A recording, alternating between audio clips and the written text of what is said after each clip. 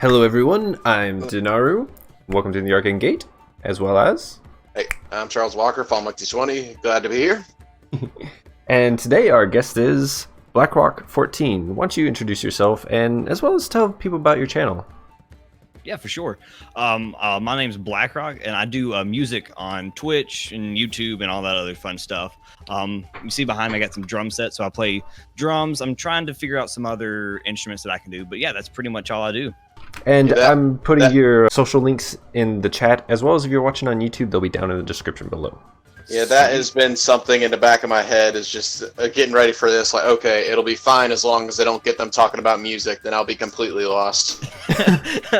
Yeah, just don't. Just, we're just gonna cover everything up and just hide the guitar. Yeah, there's you if your drum's in the back, guitar, then there's all my anime figures. Got some fleshies back there. Yeah, well, shelf below's mostly anime figures. The ones you can really see are the Sign and Happiness and the Pokemon plushies. Oh yeah, the stream can't see my guitar. I cut that part off. But it can? Only we can? Oh, Yeah, okay. only you guys can. Oh, I just remember that was the first thing JMO pointed out when he was on. He was like, oh, that's a nice guitar. I'm like, ah, crap, here we go again. Yep. Again, so this has been like a common occurrence. Yeah. Well, no, it's Arlinia. They started talking about Animal Crossing, then my mind just went blank, like, I don't know what to say here. So yeah, you wanted to discuss like one-shots. I guess I just want to pick your brain a little bit on that. All right, yeah, for sure. So my thinking on going over one-shots is, first off, the whole D&D aspect, I'm still very, very new to it. I don't have any rules memorized. I don't really know the rules for anything. So whenever we started, I think one-shots are kind of the best way to introduce someone to D&D. Very short. You don't have to you don't have to meet every week. You don't have to remember all these things. And it kind of gets acclimated to, first off, developing a character, diving into the character, becoming the character, and then slowly through roles and trying to figure out the battle sequence or whatever you do throughout the one shots. It just kind of, it's a easier gateway into getting into D&D. It's kind of where I wanted to start at. Right. And that makes a lot of sense too. Yeah. Yeah, and so the one things, the couple of one shots that we have done is everything's usually set in like medieval era of D&D. Everyone, dragons, got elves, wizards, and whatnot. But the one thing I like about one shots is it doesn't. First off, D&D doesn't have to be set in that to begin with. But one shots, a lot of we've done, it's been very, very variety. So we've done a couple like in space. Obviously, we've done some in medieval times. We have done some. We did a couple in. Oh dang, what's another one? Anyway, we've done a couple in like different scenarios at least. And so that's still interesting to, again, getting a new person acclimated to D&D, that it's more than just the rule book and just this book and what you have to follow. Here's like, no, like you get to use anything and everything. Yeah, that makes sense. And I do really like that aspect of one-shots, especially if you do play a long-running campaign. I think it's good to take a break every now and then, especially if you're getting tired of themes you've been messing with. You can, except for one-shot, you could do literally anything. And now with D&D, they're expanding it more and more to where you have more options. Like Eberron's a really big sci-fi fantasy-like setting, so that's something you can expand on, since you literally have robots next to your medieval knight now. See, that's really cool. See, I didn't even know that. I think I've only been a part of one campaign, and even then, like, we never used books. We kind of just, a lot of it was kind of our DM's first time doing that, so he was still trying to learn. A lot of it was more dialogue. I guess it's kind of, again, where one shots come in. Trying to figure out how to talking to a real person, but talking to the character behind that person, and that's a weird thing to try to do, especially for new people. Like D&D has a very, very thick like stigmatism to it, and people think like we're all nerdy, bearded people in our parents' basement, and like, no, like some people are, sure, but to be We fair, got a lot some of of us beards in our can't. community. Some of us can't grow beards. Okay. We're a little self-conscious about it. Beer to B's just gonna come into chat and flex on all of us now. Yeah, he just knows. But yeah, I get that, and yeah, not only the stigma, it's in my experience, I really didn't have much of a theater background, so I remember when I was starting up, but me not have much of a theater experience, that was a hard learning curve for me to really get into, is just the actual idea of getting in the character. Like, the talking part wasn't that bad to me, because I'm pretty sure everyone who at least played video games has looked at the options given, like, I don't want to say any of this. Yeah. I wish I could think something else. Exactly.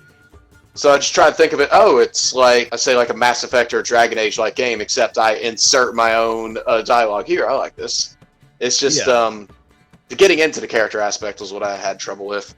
And I think that's the same thing that I had trouble with too. I think that's what a lot of people have, is because they're around their peers or around people that they're close to, and they don't want to act like this. They don't want to act and talk in a funny voice. They don't want to dive into the character. Like, they want to be, they're embarrassed essentially.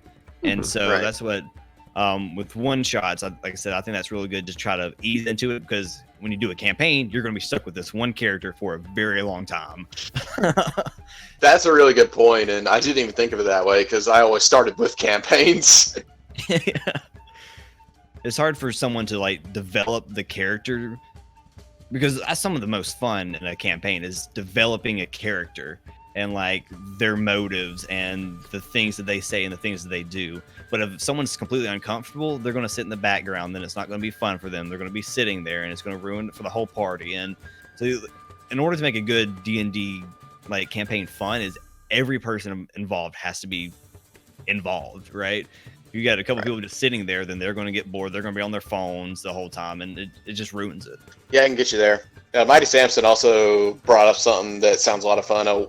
So one-shot's really fun. I recently ran a one-shot set in a cartoon town, like the Ninja Turtles were turtles, and the villains was Tweety Bird that turned into a rock.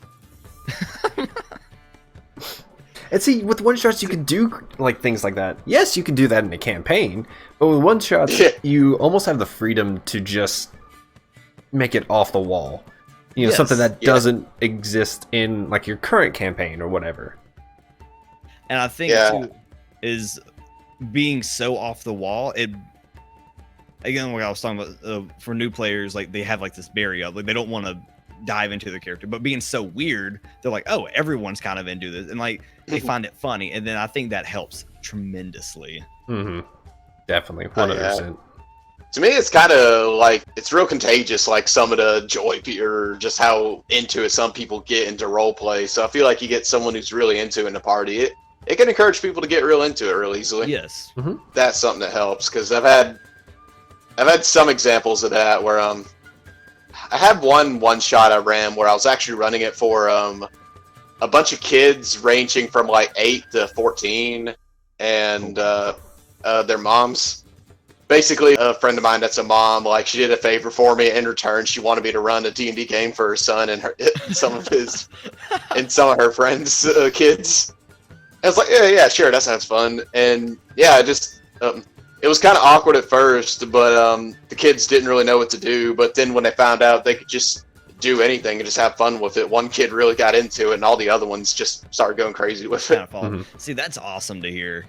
Like you said, once one person gets into it, like you said, that's then you said once you kind of figure out that you can do it, it's a game, but there's no rules to the game. And that's what everyone has always played board games or card games, that you have these rules, and like, no, like you can do anything you want, you can go anywhere, say anything, talk to anyone. I'm like, okay, now that's cool. Like, that's something that you have to just like learn over time. Yeah. And a lot of times that could also be overwhelming to some people as well. Like, whenever they hear is like, oh, there's this limitless possibilities, like, well, what can I do then? What should I do?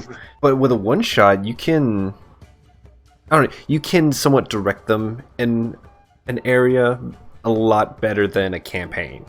Because in a campaign, it feels like you're dragging your players along. Whereas a one shot, it's like, okay, this is the theme, go at it. Yeah, it's so much more fast paced, because typically with one shots, you get a couple people together that you normally don't. It lasts couple hours and then you're done, right? Mhm. So it's just, all right, well, we don't have time to talk to all these people. We don't have time to do certain things. Like let's just keep going. Just keep going. Mhm. Brad in chat said D&D usually becomes Grand Theft Auto with younger kids. That's all So younger kids want to do. I made the mistake of trying to do a lesson in it because I did a one-shot I've done for a few parties now where basically a merchant hires them to basically recover a stolen cart, but what people don't realize unless they actually get really good at it, he was actually a drug smuggler and actually had a bunch of drugs hidden in the cart. So I thought I'd just throw it in there. Drugs are bad, kids. Then there's a 14-year-old, 13-year-old, and the 14-year-old was just like, wait, what if we take this and sell it? And I'm like, no, please don't. You're like, technically you can do that, but Yeah, that was in my head. It was like, and what I did was, since I didn't know how to make characters, I rolled up a variety of characters for everybody that were pretty simple and easy to use for low-level people. And the 14-year-old was playing a lawful good knight, so... And when he said that, I'm like, well, you're lawful good, so you wouldn't really believe in doing drugs. Like, okay. And he looks to the rogue, and he's like, sell the drugs for me.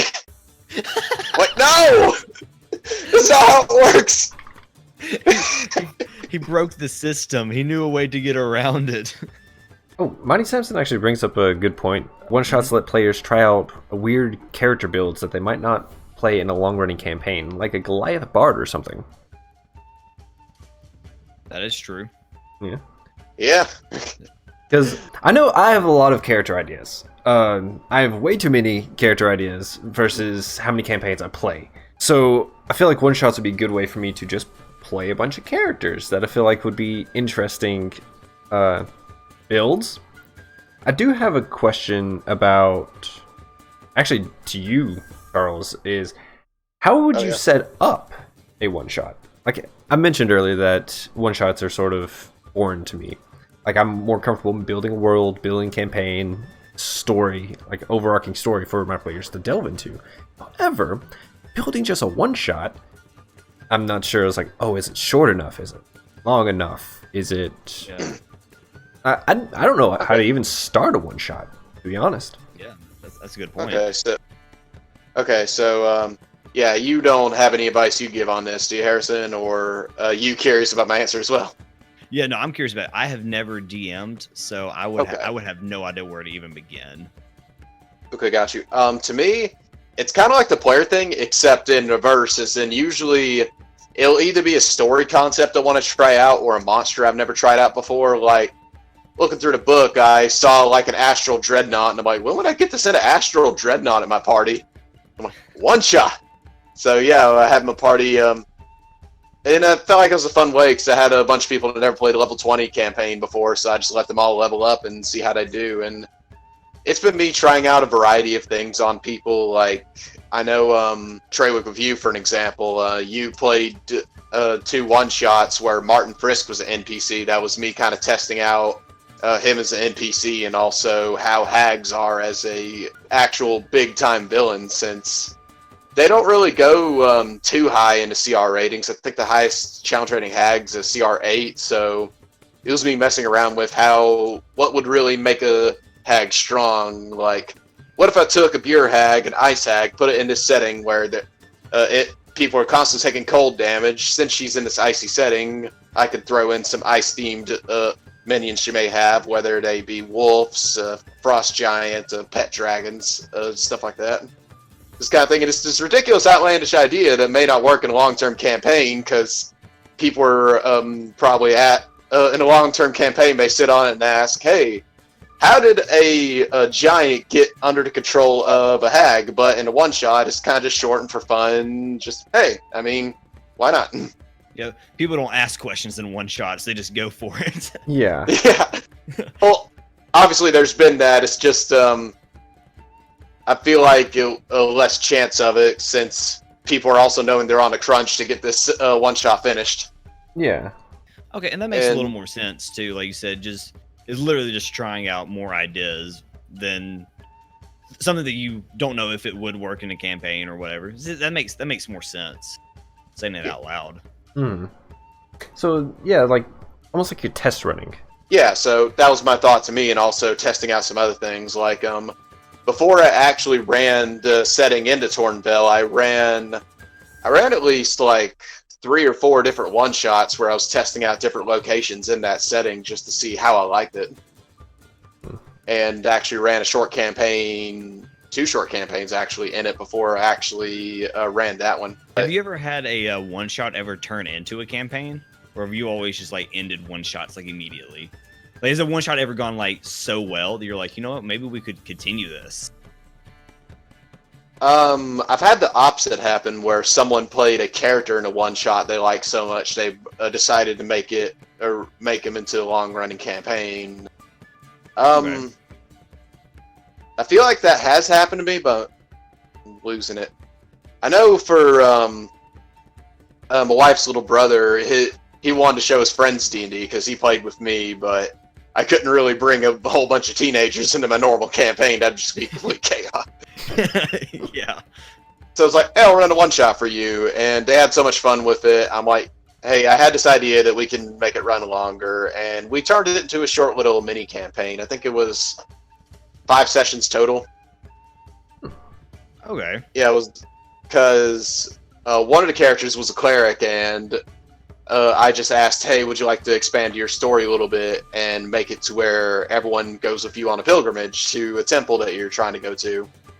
So that's it. I just had a little short campaign I called Pilgrimage, where all of them were escorting a cleric on a little journey up the mountain. Okay. Yeah, so not like a full campaign, but you've extended it at least a little bit. Yeah. Yeah, I never had a full thing like that. But also, like I said, it's also just me trying out insane concepts. Like, I think I talked to you about that. The one shot I was planning on writing and trying out was basically this this defense thing of basically this eclipse happens, and during the eclipse, this army of werewolves tries to take this small town. So you're basically doing this defense strategy for it. I had another idea for a one shot that I'm still debating on doing. I want to do it one day where basically the concept is every character dies but comes back as a warlock. Interesting. Okay. Yeah, yes, the idea of basically through various means the characters die, and each one of them at the same time got to offer as a second chance to get back at the people that killed them, and through that, they're whatever they started with plus an additional level in warlock. Okay. That's kind of cool. Yeah. So the best way to start, so if you want to DM a one shot, the best way to just kind of, I guess, would be think of an end goal, I guess, and then how did you get to the end goal? I mean, obviously that's like a normal campaign. So essentially, I'm just trying to make sure I understand this correctly. You create it almost like you would a normal campaign, but make it extremely short and just do really weird crap. Yeah, kinda. Okay. Another thing is almost that I'm taking from it as well is, have you ever played I don't know, like Civilization or whatever? And there's little scenarios, but essentially in a scenario you pick all right, these have already happened, so this is set this thing to happen, like this scenario. So one shots are just, hey, what if this scenario happened? And just test it, see how it goes. Yeah. That actually opens it up a lot better for me. As soon as you mentioned that it's really just test running things. Just so the wheels just start okay, I can come up with some one shots right now. Yeah, I think it was just a beta test.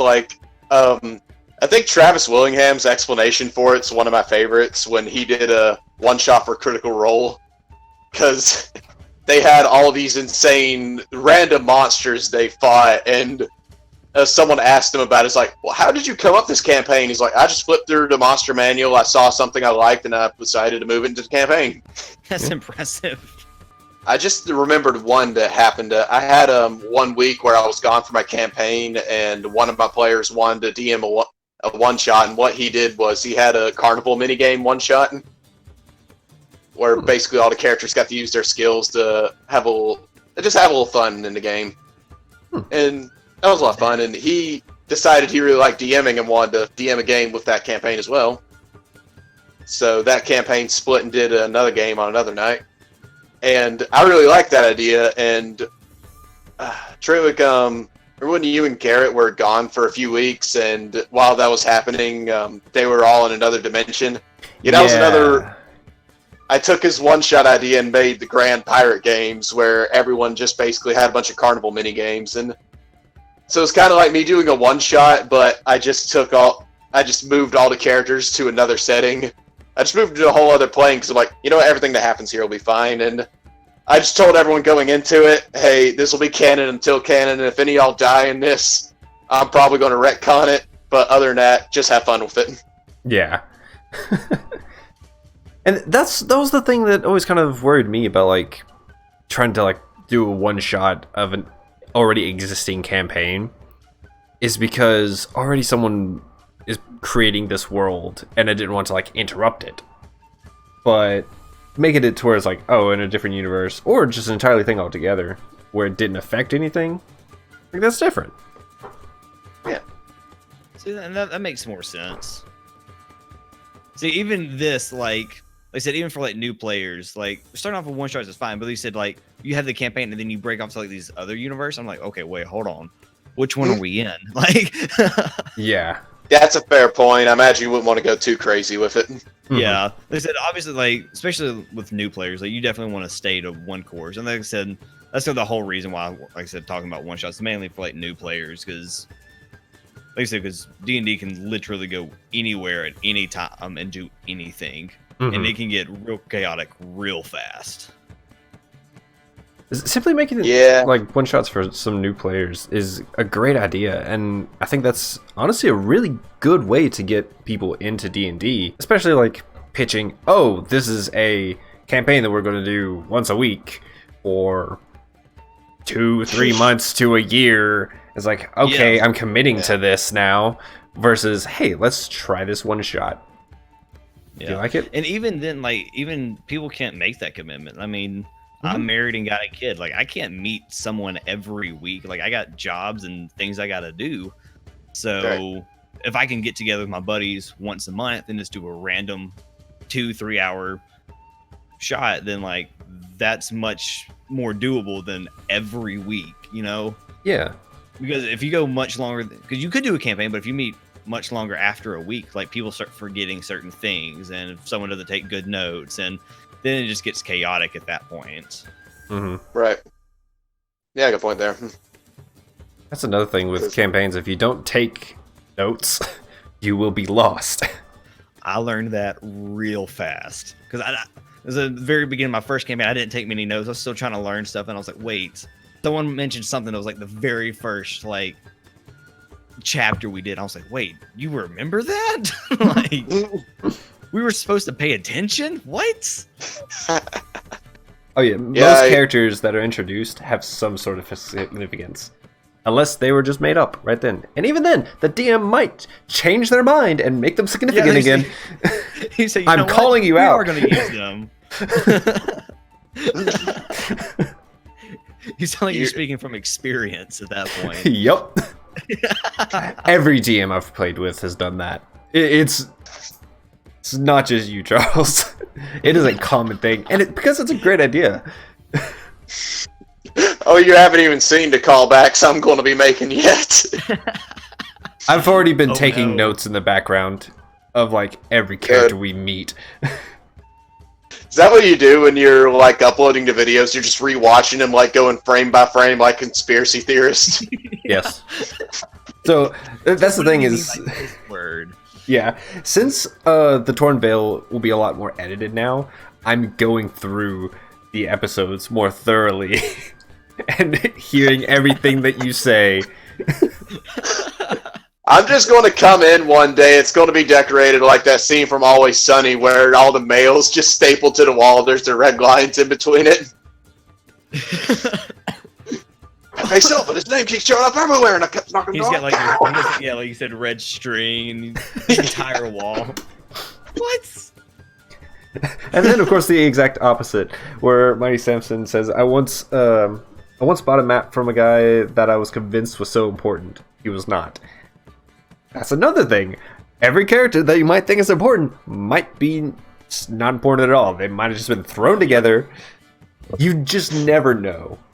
You never know. I did that as a red herring one time to mess with it. I made it a fortune teller NPC that didn't have divination magic at all. She was a scam artist.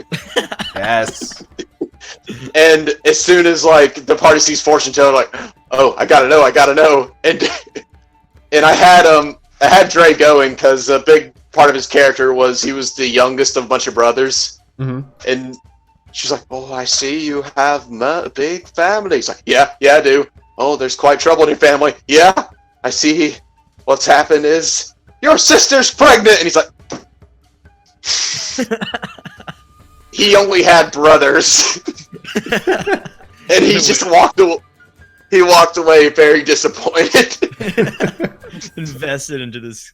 Yes, yeah, I think some of the NPCs or some of the you have a good DM. Like some of the NPCs are like cooler than anyone else. Mm-hmm. I remember there was one particular campaign that we were doing, and one of the NPCs like it was doing it as like a deaf guy. So whenever we would ask him questions, like we couldn't, like he would just like the DM would just sit there, and it took us forever to figure it out. But eventually, we had to like find paper and like write notes back and forth. So like this entire conversation, like it was really important. But like there was no conversation. Like the room was entirely quiet for like 10 minutes, and we were all like literally just passing pieces of paper across the table. I don't know why, but that was like one of the coolest things to me. I was like, this so much is happening, but nothing is being said. Mm-hmm. That's another thing too, is just if you can come up with a bunch of NPCs, and you just want to test to see how this NPC will react with like your players, one shots are great.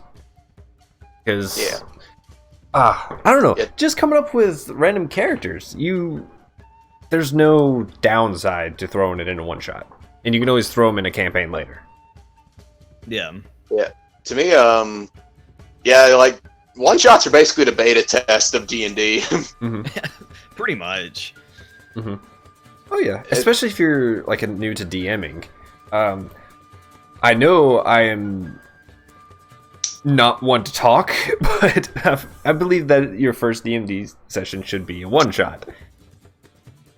I'm not following that, but I have a friend who, like, their first D&D session was like this futuristic, almost like Dead Space like campaign, and all the spells and stuff like that, as long as we could logic it out to where we could use these spells in real life, then we could use them.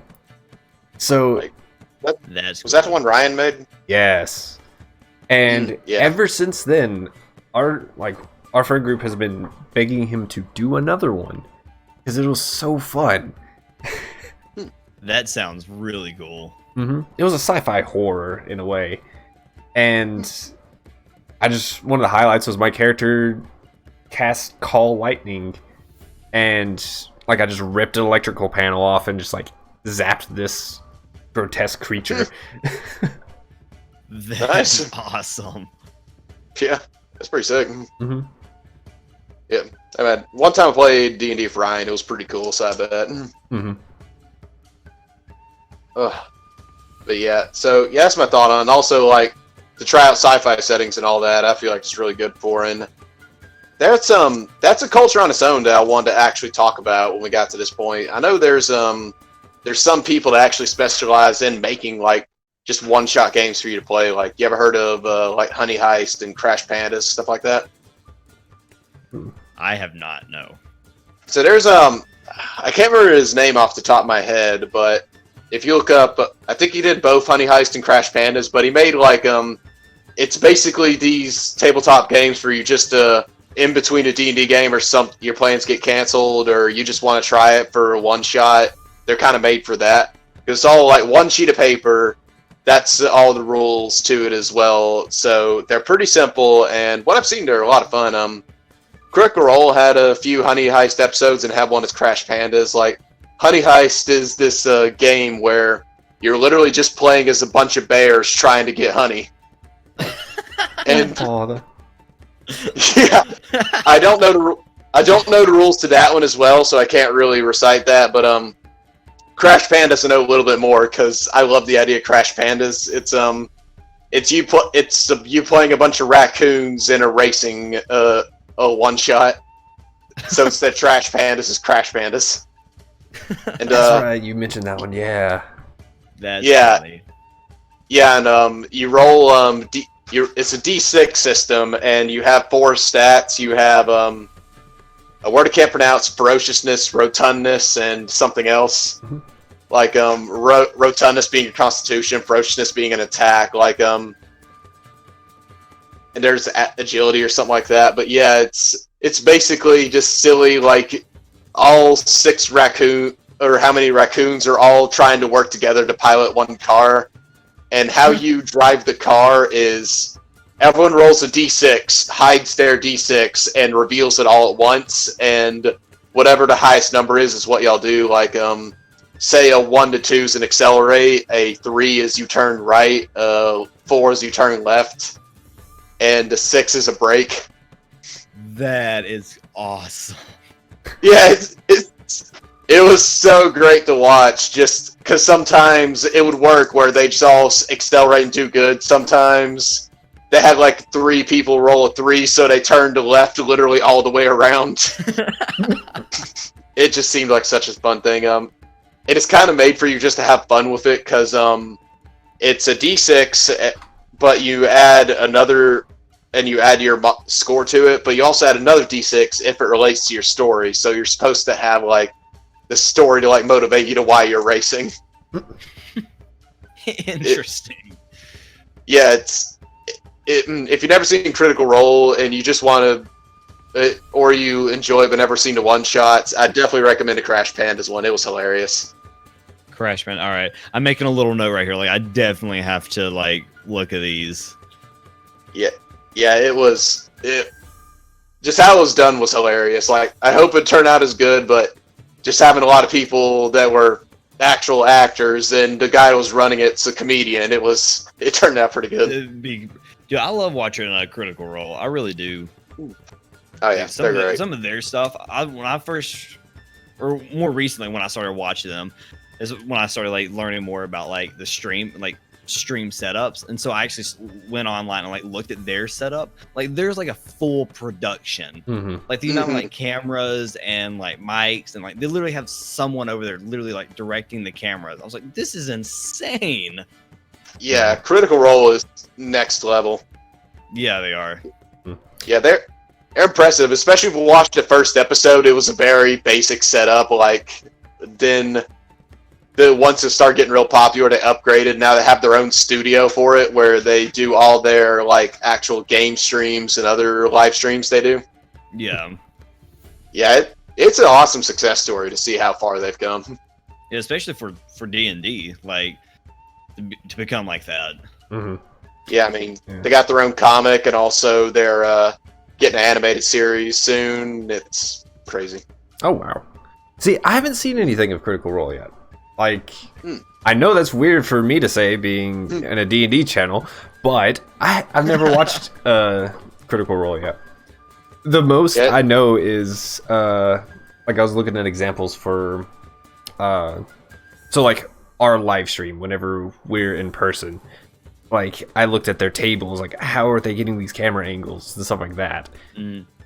Obviously, like, their tables custom made for it, but I want that level of production quality so bad. Like, it is insane. Mm-hmm. Like, so the amount of like cameras and microphones they have, like, literally just hanging from the ceilings, and like, I was like, what? Mm-hmm. It's insane. Yeah, to have I know they have like 3 mics, then they have like one dedicated solely for the combat one, and I think they have like a mobile one that someone like goes get specific shots around the combat, and I'm just like, oh my gosh. Mm-hmm. Then they got to have a switcher to do all that too. It's crazy. Yep. Yeah. Versus where I'm over here playing and controlling the cameras, making sure chat's all right. Yeah. So that's so you're rewatching it. It's your chance to actually take notes and dissect everything I do. To be fair, yes. So there will be times here or there where it's like I'm pretty good at multitasking, but then like there's a moment where like a bit of important information comes through, and I just didn't catch it. I'm like, what was that? Like a good example. I'm just going to like even say like from our past session, the only time this happened was I did not know what we were looking for in the black market. I just knew we were looking for an explosive material or something to make the explosive material, and I'm just like, I know, like, Dre said it, but what did he say? What were we looking for? Oh, man. It was literally like your only objective that you were supposed to be doing. Yeah, and I'm the talker of the group. So I'm just like, okay, I'm supposed to get the stuff. So like I get up and like I'm talking to this guy. I was like, yeah, we're looking for materials. I was actually tearing up a bit. Oh my gosh! Oh no! Trey, look, what have you done to me? It's collapsing. Oh my god! I don't know why that killed me so hard. And just imagine you like that Gandorf situation of just, I have no memory of this place. That's what it was like. Because I know I was keeping track of chat or something, and then I noticed like I'm in the middle of this undercity with people around me that are potentially my enemy, and I'm having to talk my way through this situation. It's like I don't even know my objective. Oops. I don't even know what you're trying to get to. This is gonna play out now, and like every like future campaign you get into is like, all right, you paying attention now. Like, in fact, I think that video's coming up tomorrow on our YouTube. I'm just gonna have to rewatch and just look for your reaction as soon as you get there. I didn't even notice, and I mean that's fine. Like at that moment, I think you and Paz were the only ones looking at chat at that time, so I can't really blame you. Oh yeah. Oh yeah, like because of this isolation, like our entire live stream setup has like changed. So the format that we had whenever we were doing the live versions is thrown out the window, and we're doing remote Discord at this point. So now I have a lot more information in front of me that I can control because I'm not on camera, and I might spread myself a little thin, and I'm going to have to focus on that for the next one. Yeah, just make sure you're having fun, buddy. Number one thing. Oh yeah, I love doing this stuff. Like the production quality, and the reason I'm such like so finicky about like wanting to get it better and better and better is because I love doing it. yeah, You know. Yeah. I mean, we had live shows with a snowball microphone capturing everyone, and I know that's not good quality at all, but it's something. yeah. You always got to start somewhere. Exactly. And that's another thing for people, like if you're wanting to do a campaign, don't be afraid to start somewhere. Even if it is not streaming it. If you just want to do a campaign, you want to DM, or you just want to be a player, just do it. That's surprisingly something I have to tell people a lot, because I know some people, they'll see like all the knowledge I have, or they'll see an insane setups like Critical Role or some other people have, and they're just intimidated and feel like they need all of that, and you really don't need that. You just need to get together with some friends. You just need to have an idea of how the game works and just have fun with it. I mean, even if it ain't right, as long as everyone at the table's having fun, it's okay. That's exactly right. Because I remember literally one of our first ones, or like first campaign, that we didn't have any like figures, we didn't have any maps, we didn't have like, we were just at a blank table. And so my buddy, he went to his little brother's room, and like 30 minutes before like the campaign started, like we all like built houses and stuff out of Legos. So like our entire thing was just literally Legos. And we're like, all right. So then every now and then we would have to take a little break. He's like, look, I need it to look like this. So we would have to build something real quick. It's like that took forever to do that one, but like you said, you gotta start somewhere. Like we literally had nothing but Legos. It sounds like fun, honestly. It was. It was one of those things I always to go back and think on, and I'm like, wow, that's interesting. Where we were at. Yeah. Chibi Kitty says, I've heard a lot of DMs compare themselves to Matt Mercer, which kind of puts them down about their DMing. Yeah. But that's what's going to happen when you compare yourself to anybody. Yep. That's not just a D&D lesson. That's a life lesson in general. There's always people that are going to inspire you to be something. And you're going to compare yourself to them, and you're always going to feel down about it because you're not them. Yep. But better off, you are you. You have your skills, you have your capabilities. And realize, all right, this is where I have to start. This is what I want to get to. And always remember, I'm trying to get there. I don't have to start there. Because they didn't start there. Yep. Everyone always sees, like, the success stories because they're out in the open. But they had to get there somewhere. You don't see their falls. Yeah, and it's a hard mindset to like see someone and not compare yourself, but like draw inspiration from. Like even like with drums, right? Like there's a million drummers out there significantly better than me, but like I like to watch them, learn from their technique, and try to do what I can. Like it sucks that I'm not them and can't do what they can do, but like comparing myself is not going to help. You gotta find inspiration from it and draw from that. Yeah, like that's me. Like I don't really see Matt Mercer and really get intimidated. I'm impressed, but impressed by how well he's done, and I just see that as inspiration. How well him and his friends just simply playing a game has gotten them, and I've taken a lot of inspiration from Matt. That's what I usually like to do. Is I try and look at the things he does. Like I take what I like and what I don't like, and try and see how I can apply it to my own self and make my own style of it. Because I feel like too many people do try and clone him, and when it doesn't go perfectly, that's when they get really down on themselves. Yep. And that's really my only downside I had when they had the Wild Mount guide officially be in D&D. I was worried that effect would get worse when people saw that their campaign wasn't exactly like the Critical Role one, but I mean that's natural. All them guys are professional actors. Of course, they're going to be great at D&D. I mean, there's a time where they had some of the technicalities wrong, but just always like as far as the acting went, it's always been pretty great. Mike Sampson says, "I'm inspired by Matt. I'm like, man, I want my players to experience this awesome thing." And Chibi Kitty also says that the friend's the same way. Rather than comparing herself to Matt Mercer, she tries to pick things that he does, which she would like to incorporate into her game. Yep. Right. And that's the best way to do it. Yeah. Yeah.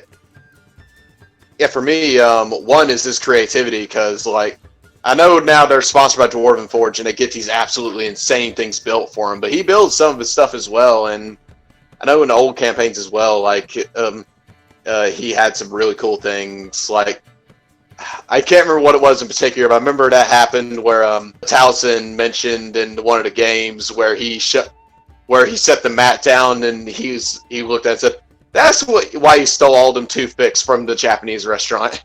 And then look, he made a fence out of toothpicks. It was like, oh, that's cool. We do want to actually ask you one last question. We do this with all of our guests, and it's been a common thing. What is a funny D&D moment that just really sticks into your mind that you've had?